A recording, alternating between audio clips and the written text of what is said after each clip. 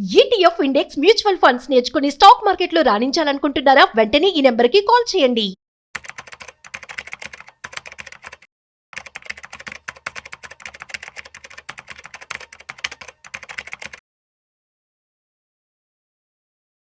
నమస్తే, welcome to Vishnu talks. నేను విష్ణు, ప్రస్తుతం నాతో పాటు స్టాక్ మార్కెట్ అనలిస్ట్ సుందరరామరెడ్డి గారు ఉన్నారు. వారితో మాట్లాడదాం. సార్ నమస్తే. సార్ నమస్తే అండి. Welcome back to Suman TV and welcome back to Vishnu talks. ఒకసారి ఇవాళ మార్కెట్ క్లోజింగ్ ఎక్కడో చూద్దాం. 20th మార్చ్ ఫ్రైడే, కొత్త సంవత్సరంలో ఫస్ట్ వీకెండ్. సెన్సెక్స్ విషయానికి వస్తే 325 పాయింట్ల లాభంతో 74,532 వద్ద క్లోజ్ అయింది. నిఫ్టీ విషయానికి వస్తే 112 పాయింట్ల లాభంతో 23,114 వద్ద క్లోజ్ అయింది. బ్యాంక్ నిఫ్టీ విషయానికి వస్తే 23 పాయింట్ల నష్టంతో 53,427 వద్ద క్లోజ్ అయింది. సో గత కొద్ది రోజులుగా చూస్తున్నటువంటి మార్కెట్ ఫాలింగ్ కి సంబంధించిన కారణాలు అయితే యుద్ధం. సో ఏంటి ఈ మార్కెట్ సినారియోని, యుద్ధం సినారియోని ఇంకా ఎంతవరకు చూడాలి అంటారు? ఎప్పటి వరకు చూసే అవకాశం ఉందంటారు అసలు? సో బేసికల్గా అయితే మార్కెట్ ఏ రోజు కా రోజు అంటే రికవరీకి ట్రై చేస్తున్నా సరే ఏదో ఒక న్యూస్ తోటి మళ్ళీ కొలాప్స్ అవుతా ఉందన్నమాట. అండ్ ప్రపంచవ్యాప్తంగా అన్ని మార్కెట్స్ పరిస్థితి అంతా ఇంతే ఉంది, అన్ని అసెట్ క్లాసుల పరిస్థితి కూడా ఇంతే ఉంది. మామూలుగా ఏంటంటే ప్రతిసారి ఏదన్నా అన్సర్టనిటీ జరిగినప్పుడల్లా గోల్డ్ సిల్వర్ మూవ్ అవుతుంది, లేకపోతే బిట్ కాయిన్ మూవ్ అవుతుంది, లేకపోతే బ్యాంక్ ఈల్డ్ మూవ్ అవుతూ ఉంటుంది, ఏదో ఒకటి జరుగుతూ ఉంటుంది. ఈసారి ఏంటంటే అన్ని అసెట్ క్లాసులు కరెక్షన్ గురవుతున్నాయి. మీరు నిన్న చూసినట్టయితే సిల్వర్ 10%, గోల్డ్ 5%. పోనీ ఈ రోజు రికవర్ అవుతుందంటే జస్ట్ 0.5% రికవర్ అంతే ఉంది. ఈవెన్ మార్కెట్ ఈ రోజు గట్టిగా రికవరీకి ట్రై చేసినా సరే నిఫ్టీ ఒక పాయింట్ ఆఫ్ టైమ్ లో 300 పాయింట్స్ కి మూవ్ అయింది. సెన్సెక్స్ 1000 పాయింట్లు మూవ్ అయింది ఒక పాయింట్ ఆఫ్ టైమ్ లో, బట్ సస్టైన్ అవ్వలేదు అండ్ డ్రాప్ అవుతా ఉందన్నమాట. అండ్ ప్రైవేట్ బ్యాంక్స్ కొంచెం వీక్ గా ఉంటాం, వాటికి ఎక్కువ వెయిటేజ్ ఉంటాం ఒక కారణం అయితే. అండ్ వరల్డ్ వైడ్ న్యూస్ లో కూడా అంత బాగలేదు అనమాట. సో ప్రపంచవ్యాప్తంగా అన్ని మార్కెట్స్ కూడా ఈ వీక్ వరస్ట్ వీక్. అందరూ ఏంటంటే యుద్ధాన్ని లైట్ గా తీసుకున్నారు. అమెరికా తోటి ఇరాన్ యుద్ధం ఏమో అనుకున్నారు, కానీ అమెరికా వాళ్ళు ఇరాన్ మీద వేసిన బాంబులు వేసిన ప్రతిసారి ఇరాన్ వాళ్ళు చుట్టుపక్కల అన్ని దేశాల మీద బాంబులు వేసుకుంటారు. గల్ఫ్ కంట్రీస్ మీద ఎంత అంటే గల్ఫ్ కంట్రీస్ లో పాత ప్రొడక్టివిటీ మళ్ళీ బయటికి తీయాలంటే 4 to 5 years పట్టిద్దంట. అంత దారుణంగా వాళ్ళు ఇన్ఫ్రాస్ట్రక్చర్ మొత్తం పాడు చేశారనమాట. అందుకని ఏషియన్ మార్కెట్స్ అన్ని ఎక్కువ గల్ఫ్ మీద డిపెండ్ అవటం ఊహించుకోండి. అండ్ జపాన్ వాళ్ళు 95% ఆయిల్ ఇంపోర్ట్స్ మొత్తానికి గల్ఫ్ మీద డిపెండ్ అవుతారు. అండ్ ఇండియా వాళ్ళు టోటల్ 90% ఆయిల్ ఇంపోర్ట్స్ లో ఒక 50% గల్ఫ్ నుంచే డిపెండ్ అవుతారు. అట్లా వరల్డ్ వైడ్ గా ఎవరైతే గల్ఫ్ మీద బాగా డిపెండ్ అయ్యారో అవి బాగా క్రాష్ అయ్యాయి. ఇక దాంతో మిగతా రిపుల్ ఎఫెక్ట్స్ రాను ఏమవుతుందంటే వర్షాకాలం వస్తుంది, ఫర్టిలైజర్స్ ఉంటాయా లేవా, మాన్సూన్ వస్తుంది. గవర్నమెంట్ వాళ్ళు చెప్తున్నారు మా దగ్గర లాస్ట్ ఇయర్ తో పోల్చుకుంటే నిల్వలు బాగున్నాయని. ఈవెన్ గ్యాస్ కి ఇబ్బంది లేదు అంటున్నారు. మన ముందే చూస్తున్నాం హోటల్స్ ఎలా క్లోజ్ అవుతున్నాయి, బ్లాక్ లో సిలిండర్లు కొంటున్నారు. అవును, అందుకని అంటే సోషల్ మీడియాలో రిపోర్ట్స్ వేరేలాగా ఉన్నాయి, గవర్నమెంట్ అష్యూరెన్స్ వేరేలాగా ఉందన్నమాట. అందుకని గవర్నమెంట్ చెప్పే మాట లేదు, మార్కెట్ నమ్మటం లేదు, అది అన్నిటిని డిస్కౌంట్ చేసుకుంటా పోతుంది. అండ్ ఒక ఆయిల్ అండ్ గ్యాసే కాదు మిగతా ఇండస్ట్రీ మొత్తం కూడా కరెక్షన్ గురవుతున్నాయి. అండ్ ఆల్మోస్ట్ ఆల్ సెక్టర్స్ నిన్న చూసారు మీరు. ఆల్మోస్ట్ నిఫ్టీ ఒక సెన్సెక్స్ లాగా 800-900 పాయింట్లు పట్టడం అంటే సెన్సెక్స్ 2,500 పాయింట్లు సింగిల్ డే పట్టడం అంటే ఊహించుకోండి. ఈవెన్ వారు జరిగిన రోజు కూడా మార్కెట్ అంతగా పానిక్ అవ్వలేదు. రాను ఏంటంటే ఈ సైడ్ ఎఫెక్ట్స్ ఎక్కువ అవుతున్నాయి వరల్డ్ వైడ్ మార్కెట్స్ వల్ల, దాంతో కరెక్షన్ గ్రోత్ ఉంది. దాంతో హెచ్డిఎఫ్సి బ్యాంక్ ఇష్యూస్ కూడా ఒకటి. మొత్తానికి ఓవరాల్ మార్కెట్ ఈ రోజు ట్రై చేసింది అండ్ హైయర్ లెవెల్లో ప్రాఫిట్ బుకింగ్ జరిగి మళ్ళీ బ్యాక్ వచ్చేసింది. అంటే ఇవాళ మార్కెట్లు పాజిటివ్ గా గ్రీన్ లో క్లోజ్ అయ్యాయి, బట్ ఇది లాభాల మార్కెట్ ఏం కాదు, జస్ట్ రికవర్ అవ్వడానికి ట్రై చేస్తున్నాను అంతే. ఎందుకంటే మార్కెట్ మార్నింగ్ ఒక పాయింట్ ఆఫ్ టైమ్ లో మార్నింగే 300 పాయింట్స్ దాకా నిఫ్టీ వెళ్ళింది. బ్యాంక్ నిఫ్టీ 1.5 నుంచి మైనస్ లోకి వచ్చిందంటే మీరు ఊహించుకోండి. బ్యాంక్ నిఫ్టీ +1.5 నుంచి మళ్ళీ నెగిటివ్ వచ్చేసింది. అది అంటే హెచ్డిఎఫ్సి బ్యాంక్ ని ఈ రేడియో కొనడానికి ఎవరు సిద్ధంగా లేరు, ఓన్లీ ప్రైవేట్ బ్యాంక్స్ లీడ్ అవుతున్నాయి. సో ఈ రోజు మార్కెట్ లో బాగా లీడింగ్ లో ఉంది ఐటీ సెక్టర్ ఒకటి, ఫార్మా ఒకటి, అండ్ పబ్లిక్ సెక్టర్ బ్యాంక్స్ ఒకటి, అండ్ ఇలాంటి లీడింగ్ లో ఉన్నాయి. అండ్ బ్యాంకింగ్ ఏమి ఇంకా కంట్రిబ్యూట్ ఏం చేయట్లేదు, బట్ నిఫ్టీలో మేజర్ వెయిటేజ్ ఫైనాన్స్ సెక్టర్ అనమాట. దాంతో నిఫ్టీ అంతగా ముందు పోతున్నట్టు కనిపించడం లేదు. ఓవరాల్ గా ఏదన్నా కానీ ఈ week one of the worst week గా మిగిలిపోతుంది. అండ్ మార్చి మంత్ ట్రెడిషనల్ గా జనవరి ఫిబ్రవరి వరస్ట్ మంత్లే. మార్చి నుంచి ఎప్పుడైనా మార్కెట్లకు మంచి రోజులు వస్తాయి. అవును. రెండోది ఈ ట్యాక్స్ సేవర్ ఫండ్స్ అన్ని కూడా మార్చి ఎండింగ్ వీక్ కల్లా ఎంతకంత ఇన్వెస్ట్ చేస్తారు. బట్ ఈ సంవత్సరం 12 లక్షల వరకు ట్యాక్స్ ఎగ్జంప్షన్ ఉంది కాబట్టి ఎంతమంది ట్యాక్స్ ఎవర్ ఫండ్స్ కొంటారో మనకు ఐడియా లేదు. అండ్ మనం ఫైనల్ వీక్ లోకి వచ్చేసాము. నెక్స్ట్ వీక్ అట్లీస్ట్ మార్కెట్ ఒక 500 నుంచి 1000 పాయింట్లు రికవర్ అయితే ఏదో ఈ సంవత్సరం ఎండింగ్ లో కొంచెం పాజిటివ్ ఉంటుందేమో కానీ, లేకపోతే రీసెంట్ ఇయర్స్ లో one of the worst year కానీ మనం ఈ సంవత్సరం అనుకోవచ్చు. రైట్. అయితే లాస్ట్ 18 to 19 months గా మార్కెట్లు నెగిటివ్ రిటర్న్స్ ఇచ్చాయి. సరే, మళ్ళీ ఏదో ఈ మధ్య కొంత ఫిబ్రవరి నుంచి ఏదో కొంత రికవర్ అయినాయి మార్కెట్లు. మళ్ళీ అక్కడి నుంచి ఫాల్ మొదలుపెట్టి దగ్గర 2 ఏళ్ళు వెనక్కి వెళ్ళిపోయింది. అంటే 84-85 నుంచి సెన్సెక్స్ దగ్గర 74 వెళ్ళిపోయింది. దగ్గర 2023 నాటికి వెళ్ళిపోయినాయి. నిఫ్టీ ఏమో 26,500 నుంచి దగ్గర 23,000 అక్కడక్కడ కొట్టుమెట్టాడుతుంది. సో ఇప్పుడు ఎన్ని రకాల అన్సర్టనిటీస్ ని మనం సైడ్ చేసుకుని వెళ్తే, అంటే ఎన్ని రకాల అన్సర్టనిటీస్ క్లియర్ అయితే మళ్ళా మార్కెట్లు ఆ రేంజ్ వెనక్కి వచ్చే అవకాశం ఉందంటారు? ఎంత టైం పడుతుంది 10% మార్కెట్ మళ్ళీ వెనక్కి రావడానికి? బేసికల్ గా ఏంటంటే ఎప్పటికప్పటికి ఏంటంటే ఇంతకన్నా వర్స్ట్ జరగదు కదా అనుకుంటున్నారు. మళ్ళీ ఇంకో అటాక్ వస్తుంది, మళ్ళీ అన్సర్టనిటీ అవుతుంది, మళ్ళీ రికవర్ అవుతుంది, ఇంకేం లేదులే అనుకుంటున్నారు. ఇండియా పరంగా మనం విడిగా చూసుకున్నప్పుడైతే ఈవెన్ జిఎస్టీ తగ్గించిన తర్వాత కూడా జిఎస్టీ గవర్నమెంట్ కలెక్షన్ తగ్గలేదు. అంటే ఇంటర్నల్ గ్రోత్ బానే ఉంది, ఎక్స్టర్నల్ ప్రెషర్ టూ మచ్ ఉందన్నమాట. ఏదో టైంలో చాడుతుంది. ఇప్పుడు ఆంథ్రోపిక్ వచ్చిన తర్వాత ఐటీ ఇండస్ట్రీ 20% పడుకొచ్చింది. జనవరి ఫిబ్రవరి మొత్తం ఆంథ్రోపిక్ మొత్తం ఐటీ మొత్తం పడేసి ఐటీ రికవరీ అవుతుంది, ఇంకా ఇంతకన్నా పడటానికి ఏం లేదు అనుకున్నప్పుడు గల్ఫ్ వార్ తోటి, ఆయిల్ అండ్ గ్యాస్ తోటి మొత్తం స్టాక్స్ సెక్టర్ మొత్తం పడగొడుతుంది. స్ట్రాంగ్ గా ఉన్న automobile sector all time high దగ్గర నుంచి అది 1 year లోపలికి వచ్చేసిందండి. బ్యాంకింగ్ ఇండస్ట్రీ 1 year హై నుంచి 1 year లోకి వచ్చిందండి. అంటే విత్ ఇన్ ద 1 month కి అగ్రెసివ్ అనమాట. 10% మార్కెట్ పట్టం అంటే 1 month లోనే.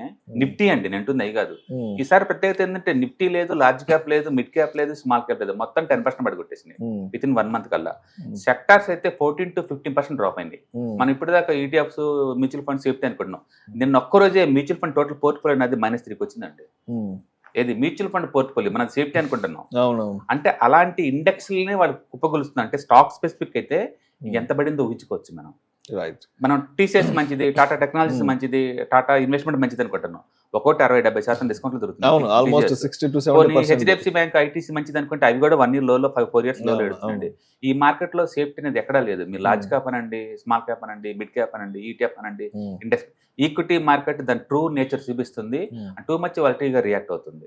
కొన్ని గోల్డ్, సిల్వర్ దాక్కుందాం అంటే అవి ఇంతకన్నా దారుణంగా టారండి. సిల్వర్ చూడబోతేనేమో ఒక నానో క్యాప్ లాగా, అంటే సిల్వర్ గోల్డ్ చూడబోతేనేమో ఒక స్మాల్ క్యాప్ కంపెనీ లాగా మూవ్ అవుతుంది. ఏంటది నిన్న 10% డౌన్ సింగిల్ డే, మొత్తం రివర్స్ అయిపోయింది. మెటల్స్ కూడా రివర్స్ లో ట్రేడ్ అవుతున్నాయి. అంటే ఇలా అప్పర్ సర్క్యూట్ లో లోయర్ సర్క్యూట్ లో అవుతుంది. అందుకని మార్కెట్ లో అన్ని అసెట్ క్లాసులు కూడా డౌన్ టర్న్ లో ఉన్నాయండి. అంటే అన్ని చోట్ల ఈ కాలేజ్ లిక్విడిటీ స్క్వీజ్ అనమాట. అంటే జనాలు ఏంటంటే క్యాష్ లో హోల్డ్ ఉంచుకోవడం కోసం ఏదో ఒక రేట్ అమ్మేసుకుని బయటకు వద్దాం అన్నట్టు ఫీల్ అవుతున్నారు, సేవింగ్స్ మోడ్ లోకి వెళ్ళిపోతున్నారు. అది దాంతో పానిక్ వచ్చేసి అన్ని అసెట్ క్లాస్ కరెక్షన్ అవుతుంది. ఈక్విటీ ఇంకా కొంచెం వలటిలిటీ కాబట్టి అది సినిమా చూపించేస్తుంది. మొత్తానికి కోవిడ్ మార్చి మళ్ళీ ఈ మార్చి అది గుర్తు చేస్తుంది ఆ మెమరీస్. ఆ టైంలో అన్న క్విక్ వచ్చింది, క్విక్ గా వెళ్ళిందండి. బట్ ఈసారి ఇప్పటికే అది ఆల్మోస్ట్ 18 నెలలు కంటిన్యూస్ పడుతూనే ఉంది.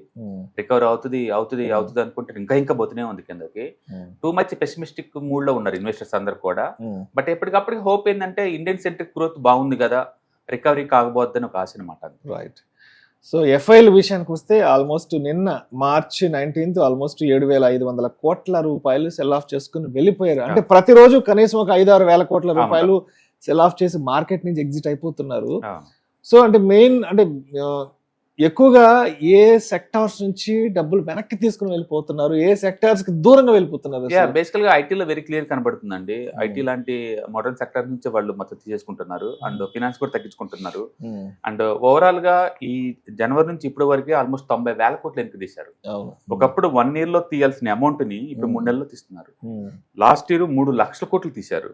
అంటే ఇక ముందు రోజుల్లో కూడా ఎఫ్ఐఎస్ వాళ్ళు సంవత్సరానికి ఒక 2 లక్షల నుంచి 3 లక్షల కోట్లు వెనక్కి తీసుకోవడం అనేది న్యూ నార్మల్ అయిపోద్ది. ఇంకా దాని గురించి మనం చెప్పుకోవాల్సిన అవసరం లేదు, అంటే వీడియోలు తీయాల్సిన అవసరం కూడా లేదు. అంటే డిఐఎస్ మొత్తం కలిపి ఇండియాలో 7 లక్షల కోట్లు పెడుతున్నారు లాస్ట్ 2 years నుంచి. వీళ్ళేమో 2 లక్షల కోట్ల నుంచి 3 లక్షల కోట్లు వెనక్కి తీసుకుంటున్నారు. ఎందుకు అంటే రూపాయి టూ మచ్ వీక్ ఉంది. రూపాయి ఇప్పుడు ఎంత ఉంది? ఆల్మోస్ట్ 93 దాటింది ఈ రోజు. 93 హిస్టారికల్ గా హైయెస్ట్ అది. అండ్ స్టాక్ మార్కెట్ లో కొన్ని పర్ఫార్మెన్స్ ఉందంటే అవి ఇయర్లీ నిఫ్టీ యావరేజ్ మీద 12 కంటే ఎక్కువ అవ్వదు. 12% కన్నా అది ఎక్కువ అవ్వదు. రూపీ ఏమో డిప్రిసియేషన్ ఏమో ఆల్మోస్ట్ 5 to 6% జరుగుతుంది. ఇంకా మిగిలిపోతుంది వాళ్ళకి, మిగిలినా కూడా ఒక 4 to 5%. ఆ 4 to 5% అమెరికాలో బాండ్స్ కొనుక్కున్న వాళ్ళకి దొరికిద్దండి. అందుకని వాళ్ళ సేఫ్టీ వాళ్ళు చూసుకుంటున్నారు. అందుకని ఎఫ్ఐఎస్ ఎందుకు అమ్ముతున్నారంటే వాళ్ళ సేఫ్టీగా అమెరికాలోనే 4 to 5% వస్తున్నప్పుడు ఇండియాలో ఇండియన్ రూపీలు ఇన్వెస్ట్ చేసేసి మళ్ళీ ఇట్లా రూపీ డిప్రిసియేషన్ తట్టుకొని గవర్నమెంట్ ట్యాక్సేషన్ తట్టుకొని లాస్లు తట్టుకోవాల్సిన అవసరం వాళ్ళకి లేదు. అందుకని వాళ్ళ చాయిస్ వాళ్ళకి ఉంది. బట్ స్టిల్ ఇండియన్ మార్కెట్ అంత గ్రౌండ్ ఫండమెంటల్ స్ట్రాంగ్ లేదంటే స్ట్రాంగ్గానే ఉందండి. మళ్ళీ ఒక పక్క ఫండమెంటల్ స్ట్రాంగ్ గానే ఉంది, బట్ స్టిల్ మార్కెట్ ఇది అవుతుంది. ప్రాబ్లం ఎక్కడ వచ్చిందంటే గ్రోత్ ఓరియంటెడ్ కంపెనీస్ మొత్తం కూడా వాల్యూ బయింగ్ షిఫ్ట్ అయినప్పుడు ఇలాంటి ప్రాబ్లమ్స్ వస్తాయి. అంటే మనకు తీసుకున్న కంపెనీ 30-40 PE ఉందనుకోండి, గ్రోత్ బాగానే ఉంటుంది, PE డ్రాప్ అవుతా ఉంటుంది, స్టాక్ ప్రైస్ కదలదు. మీరు IRCTC తీసుకోండి, ఫండమెంటల్ వెరీ సౌండ్, స్టిల్ 3 సంవత్సరాలు 0 returns. DMart fundamental very sound, 4 years 0 return. And HDFC fundamental very sound, అది ఇయర్లీ ఆల్మోస్ట్ 90% గ్రోత్ ఉంది అండ్ 0 రిటర్న్ 5 years. ప్రతి స్టాక్ పరిస్థితి ఇదే ఉందన్నమాట. అందుకని ఇండియన్ మార్కెట్ మొత్తం లేదు, ఆ PE డీరేటింగ్ జరుగుతుంది ఇండియాలో బేసికల్గా. బహుశా వరల్డ్ వైడ్గా కొన్ని సార్లు కొన్ని ఇండెక్స్లు అలా అప్రూవ్ అవ్వాల్సింది అనుకుంటా. ఇండియాలో ఇప్పుడు అవుతుందేమో అనుకుంటా. హోప్ ఇండియాలో గ్రోత్ చాలా ఎక్కువ ఉంటుంది, పాపులేషన్ ఎక్కువ ఉంది కాబట్టి ఈ న్యూస్ అన్ని డిస్కౌంట్ చేసుకుంటూ ముందు బాధ్యత మనం అనుకుంటాం. రైట్. సో ఇప్పుడు మండే నాటికి మార్కెట్ ఎలా ఉంటుంది అనేది మనం ప్రిడిక్ట్ చేయలేం. బట్ మండే నాటికి ఇప్పుడు జరుగుతున్న అన్ని సినారియోస్ని దృష్టిలో ఉంచుకొని ఇన్వెస్టర్స్ ఆ ట్రేడర్స్ ఎటువంటి జాగ్రత్తలు తీసుకోవాలి? ఈక్విటీ మార్కెట్ వరకు అయితే ఇది వాలటిలిటీస్ ఎక్కువ ఉందండి. ఇక్కడ మీరు మామూలుగా అయితే నిఫ్టీ ATR అంటే ఫర్ డే అది మూవ్ అయ్యేది 220 points మూవ్ అవుద్ది. ఇప్పుడు 350 points మూవ్ అవుతా నార్మల్ అయిపోయింది అది. అంటే ఎటు పోయినా సరే మార్కెట్ నిఫ్టీ ఇటు వచ్చిన 350, ఇటు వచ్చిన 350 అటు ఇటు అవుతా ఉంది. బట్ ఈ టైంలో అచ్చం స్టాక్ స్పెసిఫిక్ యాక్షన్ తీసుకునే బదులు మనీ ఉన్న వాళ్ళందరూ ఏ మ్యూచువల్ ఫండ్స్, ETFs, SIP రూపంలో పెట్టుకున్నారు అనుకోండి, పట్టా పెద్ద పెయిన్ ఉండదు, పెరిగిన పెద్ద పెయిన్ ఉండదు. ఎందుకంటే mutual funds daily 2 to 3% drop అవుతుంది ఈ రోజుల్లో. స్టాక్ స్పెసిఫిక్ యాక్షన్ మీరు తీసుకున్నారు అనుకోండి, అది ఎందరో మధ్య మనకే తెలియదు. కాబట్టి ఇన్వెస్టర్స్ కొంచెం జాగ్రత్తగా ఉండొచ్చు, డిప్ అని బై చేసుకుంటూ పోవచ్చు.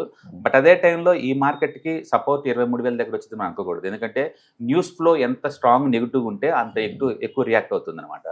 అందుకని మండే మార్కెట్ గ్యాప్ డౌన్ అయినా పెద్ద ఆశ్చర్యం లేదు, గ్యాప్ అప్ అయినా ఆశ్చర్యం లేదు. ఒకటైతే నిజం, పడ్డ ప్రతిసారి ఇది ట్రై చేస్తుంది. మొన్న 3 రోజులు ట్రై చేసింది, నిన్న బ్యాడ్ న్యూస్ తోటి దన్మని ఆ 3 రోజులు గెయిన్స్ మొత్తం 1 రోజు లాస్ అయింది, మళ్ళీ ఈ రోజు ట్రై చేస్తుంది. అంటే మార్కెట్ ప్రతి స్టేజ్ లో ట్రై చేస్తుంది, ఎనఫ్ స్ట్రెంత్ లేక కుప్పకూలిపోతున్నాయి. అంటే HDFC బ్యాంక్ అంత డిస్కౌంట్ లో కూడా మళ్ళీ ఈ రోజు ఎవరు కొనాలి, -2 ఈ రోజు కూడా ఏది, నిన్న డిస్కౌంట్ అనుకోవట్లే వాళ్ళు. అందుకని మార్కెట్ ఏంటంటే ప్రస్తుతానికి ఆ నెగిటివ్ తోటి అంటే పాజిటివ్ న్యూస్ అది తీసుకోవడానికి ఇష్టపడలేదు. అన్ని అసెట్ క్లాసులు కరెక్షన్ అవుతున్నాయి. కాబట్టి ఈక్విటీ మార్కెట్ కూడా షార్ట్ టర్మ్లో ఆ వాలటిలిటీ ఉంటుంది. హోప్ ఏంటంటే మనం మార్చి మంత్ లాస్ట్ వీక్లోకి ఎంటర్ అవుతున్నాం. ట్రెడిషనల్గా లాస్ట్ వీక్ క్యాష్ ఫ్లోస్ చాలా స్ట్రాంగ్గా ఉంటుంది మార్కెట్లో, అటు NPS కావచ్చు, ఇటు ట్యాక్స్ ఫండ్స్ రూపంలో కానీ. ఈ సంవత్సరం కూడా అది కంటిన్యూ కనుక అయితేనేమో రికవరీ మనం ఎక్స్పెక్ట్ చేయొచ్చు. బట్ ఏప్రిల్ మంత్ ట్రెడిషనల్గా వెరీ స్ట్రాంగ్ ఫర్ బుల్స్. కాబట్టి మనం ఎండింగ్కి వచ్చాము మేము, అంటే పెయిన్కి ఎండింగ్లో ఉన్నామేమో అనిపిస్తుంది నాకు. Thank you sir, thank you so much Sundara Rao గారు. హలో ఫ్రెండ్స్, ఫైనాన్షియల్ ఫ్రీడమ్ మీద వెబినార్ జరగబోతుంది. ఇది డైలీ 3 hours ఉంటుంది, 3 days ప్రోగ్రామ్. దీంట్లో మీకు ఫైనాన్షియల్ ఫ్రీడమ్ ఎలా సాధించవచ్చు via with ETFs, index funds, mutual funds ద్వారా డీటెయిల్ గా ప్రాక్టికల్ వేలో మీకు ఎక్స్ప్లెయిన్ చేయబడుతుంది. అండ్ దీంట్లో ఎనీ డౌట్స్ ఉన్నా సరే ఇమీడియట్ గా వెబినార్ లోనే ఎక్స్ప్లెనేషన్ చెప్తారు. అండ్ అలాగే మ్యూచువల్ ఫండ్స్ ఎగ్జామ్స్ ఎవరైనా రాద్దాం అనుకున్నా సరే, మ్యూచువల్ ఫండ్ డిస్ట్రిబ్యూటర్ గా మీరు సెటిల్ అవ్వాలన్నా సరే ఎలా చేయొచ్చు, వాటికి సంబంధించిన డీటెయిల్ ఎడ్యుకేషనల్ వివరాలు మొత్తం కూడా ఈ ప్రోగ్రామ్ లో డీటెయిల్ గా చెప్పబడుతుంది. కాబట్టి ఎవరైనా సరే ఈ వాలటిలిటీ ఉన్న ఈ స్టాక్ మార్కెట్ లో స్టేబుల్ గా ఉండి అండ్ మంచి returns via with ETFs, index funds, mutual fund ద్వారా ఎలా సంపాదించవచ్చు, ఎందుకు ఇవి ఇంపార్టెంట్, ఫైనాన్స్ ఫ్రీడమ్ కి ఎలా ఉపయోగపడతాయో ఇవన్నీ కూడా డీటెయిల్ గా ఎక్స్ప్లెయిన్ చేయబడుతుంది. కాబట్టి ఎవరైనా ఇంట్రెస్ట్ ఉన్న పార్టిసిపెంట్స్ అందరూ కూడా ఈ అవకాశాన్ని వినియోగించవలసిందిగా కోరుతున్నాను. Thank you.